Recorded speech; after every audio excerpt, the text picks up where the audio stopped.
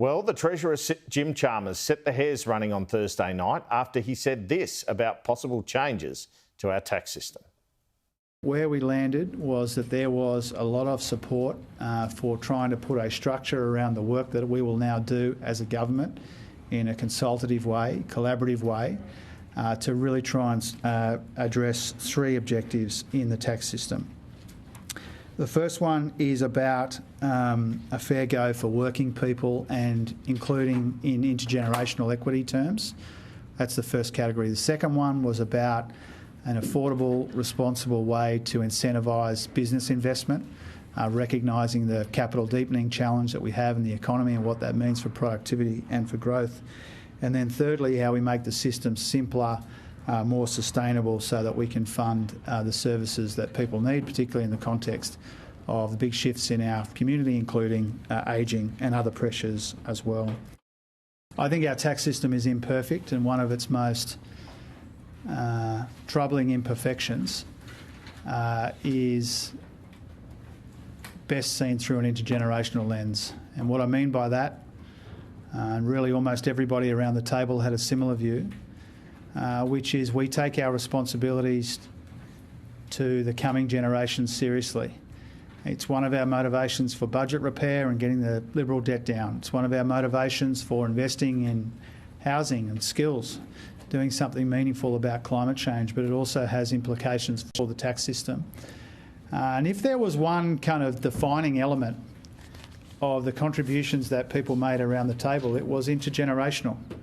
And Ken was part of that, Sally McManus, Bob, Allegra Spender. I could probably name almost everyone made a contribution on this front. We recognise people that we as people of influence with this opportunity have responsibilities in lots of ways, but especially intergenerational responsibilities, and we take them very seriously. The Treasurer has long been a fan of changes to negative gearing and capital gains tax, so you can assume he wants to keep pursuing that. Then there is the controversial idea of a cash flow tax on business that the Productivity Commission and Grattan Institute have been talking up.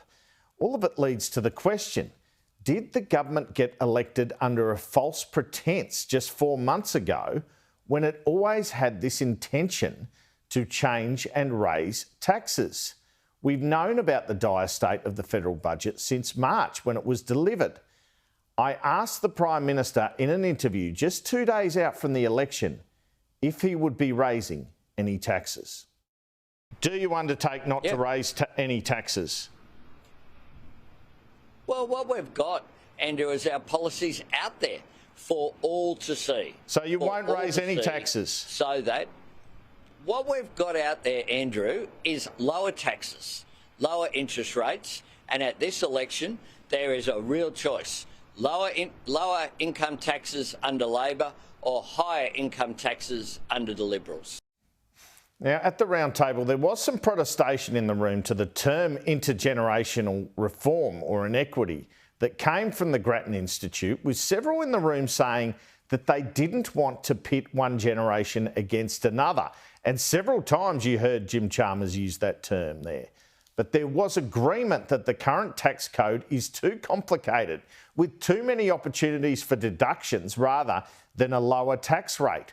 Former Treasury boss Ken Henry pointed out in the room, I'm told, that Howard and Costello and Hawke and Keating had fiscal rules, discipline around spending, and that was crucial. Jim Chalmers said in response that only 60 of 600 spending proposals made it through for his last budget. That's proposals from his colleagues. Well, there was also a significant development in a budget situation this week. That is the announcement by the government that it would be cutting back on the NDIS. We heard from Minister Mark Butler about how he would reduce the growth of the scheme from the bill shortened target of 8% a year to 5 to 6% a year, thanks to the establishment of a program called Thriving Kids, which would see kids with mild to moderate autism taken off the NDIS. And we heard some protests from the states about not being consulted, as they'll have to chip in. But the federal government believes they knew this was coming since a National Cabinet agreement in 2020. I quizzed the PM about this, about the NDIS, the high numbers of children on it at Sky's Economic Summit on July 4. And the NDIS is pushing past $50 billion. It's projected to cost $64 billion. It's the third highest cost in the budget. Are you happy with the situation where 11% of 6-year-olds and 15% of Australian 6-year-old boys are on the NDIS? No, I'm not. Is it time to take kids with mild autism off the NDIS? No, I'm not. And one of the things that we've been trying to do is to make the system more sustainable. It had been allowed to just drift over the 3 terms of the former government. My government intervened, credit where credit's due. Bill Shorten and credit where credit's due. The opposition supported the reforms that we put in place. Will you have another go at it? We will always look for spending to produce better value, because if the NDIS, had we not done that reform, our concern is that the vision of the NDIS is a great one. It's one we should be really proud of as Australians, of looking after people so that they benefit, but importantly as well, the whole society benefits if people can fully participate, including the economy. And we need to make sure that it is made more sustainable. So this latest decision on the NDIS cuts was made by Cabinet some time ago, as I understand it. It is one of the critical reforms of the government, and the PM sees it as such. With an NDIS scheme costing more than $50 billion a year and set to head up to $100 billion, you can see why. Why tax people more when you can get a handle on spending instead? Now, when it comes to tax reform, one wonders if we are about to see what we saw in the last term of government. That was a Treasurer who wanted to end stage 3 tax cuts, fly that kite a few times, and then the PM eventually relented. Well, it's worth remembering the PM went with a retention of the tax cuts, but a redistribution. So it wasn't Jim's original idea that won out at the end. Whatever the government does, the man nicknamed Albo is the boss, and he will make a decision based on political considerations and how much it might hurt his ambition to have Labor in power for as long as possible.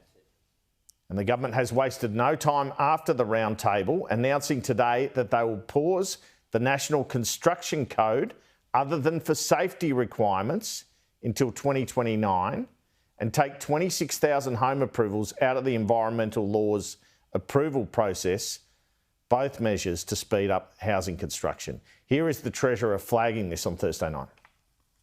We've asked Claire O'Neill to see where we can reduce complexity and red tape in the National Construction Code, to do that in a balanced way, which takes into consideration some of the concerns which were raised. You know that this was raised with us in the lead up to the roundtable as well, and so we were able to do some work.